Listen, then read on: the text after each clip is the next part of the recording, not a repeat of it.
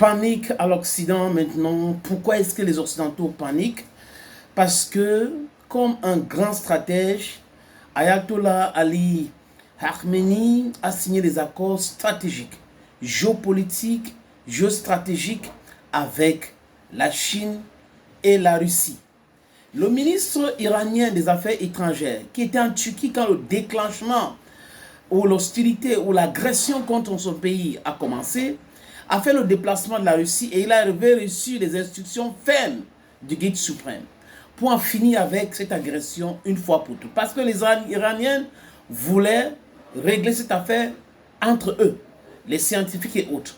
Mais l'agressivité de Washington et d'Israël, les amis, a fait en sorte qu'ils ont compris qu'ils sont dans le BRICS, ils ont les pays puissants, les pays riches, et ils peuvent collaborer ensemble pour stopper l'avancement ou cet égo surdimensionné de Washington et des pays de l'OTAN. On va superviser le programme nucléaire iranien, mais jamais il ne parle de programme nucléaire nord-coréen. Jamais il ne parle de programme nucléaire israélien qui existe depuis les années 60. Vous voyez que c'est ces deux poids, deux mesures, cette façon de faire qui a poussé beaucoup de pays à comprendre la réalité des choses. Ça veut dire que technologiquement, le nucléaire fait avancer même dans la science de santé.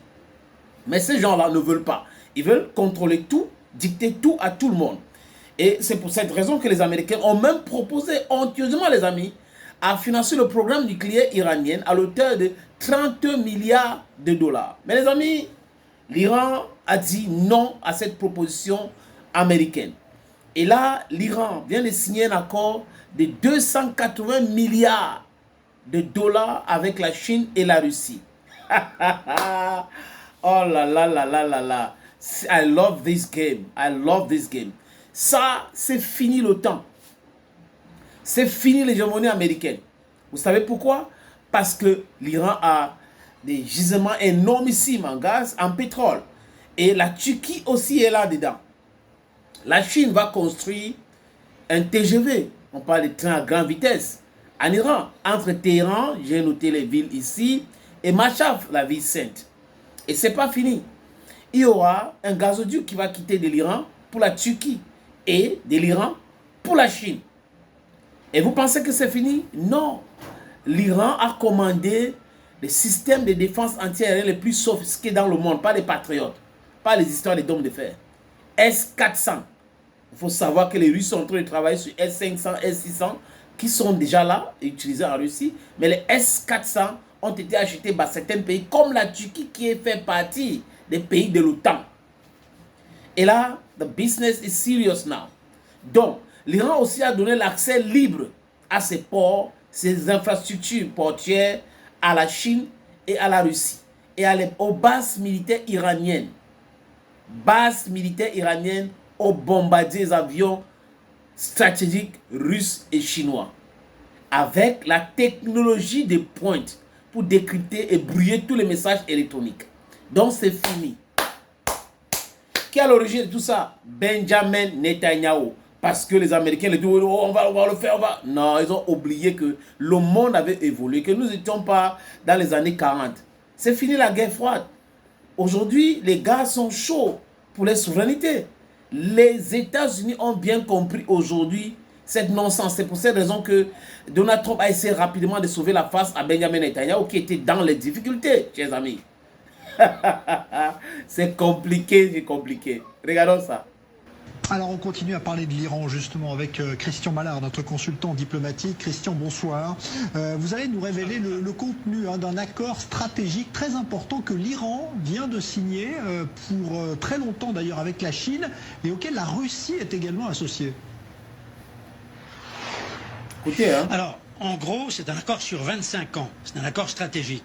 C'est l'Iran qui se livre économiquement et militairement à la Chine et à la Russie. Alors, un des éléments économiques clés de l'accord concerne un investissement à hauteur de 280 milliards de dollars dans les secteurs pétroliers, gaziers et pétrochimiques.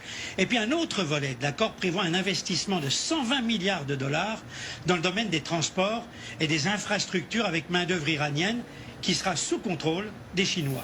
En échange de tout cela, la Chine sera privilégiée pour les offres iraniennes en matière de projets pétroliers, gaziers et pétrochimiques. Elle sera aussi privilégiée pour ses achats de pétrole et de gaz. Ali Khamenei a demandé aussi aux Chinois de développer des lignes ferroviaires à grande vitesse entre Téhéran et la ville sainte de Mashhad, à 900 km au nord-est, entre Téhéran, Qom et Isfahan au sud. Enfin, la ville de Tabriz, dans l'Azerbaïdjan iranien, sera le point de départ d'un gazoduc la reliant à Ankara en Turquie. Elle sera aussi sur 2300 km, la plaque tournante de la fameuse route de la soie qui reliera Urumqi, la capitale de la province du Xinjiang, dans l'ouest de la Chine, à Téhéran. Maintenant, il y a d'autres éléments qui peuvent modifier l'équilibre géopolitique du Moyen-Orient. Et là, ça me paraît très grave. La semaine dernière, Ali Khamenei et les gardiens de la révolution ont donné leur accord pour une totale coopération militaire, aérienne et navale entre l'Iran, la Chine et la Russie, qui aura ainsi un rôle crucial. D'ici 4 mois, novembre, il est prévu que les bombardiers et avions de combat chinois et russes aient libre accès de façon illimitée aux bases aériennes iraniennes. Les vaisseaux militaires chinois et russes pourront utiliser aussi des facilités portuaires iraniennes de Shahabar, Bandar Abbas et Bandar Bushehr. Tous ces déploiements aériens et portuaires seront dotés de matériel électronique sophistiqué visant à neutraliser les nœuds de commande et de communication de l'OTAN. Les Iraniens recevront aussi le célèbre système de défense antimissile S-400 russe dont vient de se doter la Turquie. Alors Christian, justement, les Occidentaux doivent-ils s'inquiéter? Que peuvent-ils faire? Écoutez, la Chine et la Russie, c'est clair, sont en train de bouleverser l'ordre moyen-oriental et mondial tenu par les Américains depuis 1945. Tout cela est plus qu'inquiétant. Pour sa survie, l'Iran est en train de donner progressivement aux Chinois et aux Russes le contrôle du Moyen-Orient et de ce que j'appelle sa rente pétrolière et gazière. Les jeux de la Chine et de la Russie sont une menace pour Israël qui doit se persuader qu'on ne peut plus compter sur un Donald Trump trop erratique et qui se retire sans réfléchir du Moyen-Orient. Il est urgent que l'Europe, faible et divisée, se réveille et arrête de faire les yeux doux à la route de la soie de Xi Jinping, tout comme Emmanuel Macron doit arrêter de s'enticher de Vladimir Poutine, qui est un habile manœuvrier hostile à l'Occident. Vous savez pourquoi c'est important de suivre ce reportage ou cette intervention? Ça vient d'une chaîne israélienne, I24, qui émet depuis la France. Et ils ont des informations sûres, parce qu'ils sont aussi des sionistes. Donc, ils sont paniqués. L'inquiétude généralisée maintenant. Ils demandent à Emmanuel Macron de réagir, parce que Donald Trump, c'est quelqu'un qui recule, qui fait ceci. Mais si Donald Trump n'avait pas reculé, après l'agression de Netanyahou contre l'Iran, mais Israël serait aujourd'hui détruit systématiquement. La direction de Mossad détruit. Les scientifiques ont péri. Les généraux israéliens sont morts dans cette guerre. Donc Donald Trump avait vu cela et c'est Netanyahou qui a envoyé les signes de détresse pour que Donald Trump essaye de faire cette mascarade pour lui sauver la face. En réalité, Israël pensait que cette dôme de fer devrait intercepter même des missiles hypersoniques. Et ils ne croyaient même pas à ces missiles hypersoniques. C'est quand ça les a frappés une fois, 2 fois, qu'ils ont compris que ce n'était pas la blague. Vous voyez les amis, le monde est en train de changer. Les Otaniennes pleurent. Pendant ce temps, la Russie avance en Ukraine. Et là, l'Iran vient de les envoyer un signal très très fort. Thank you friends. Et nous on a look at now. Allons, Gomi.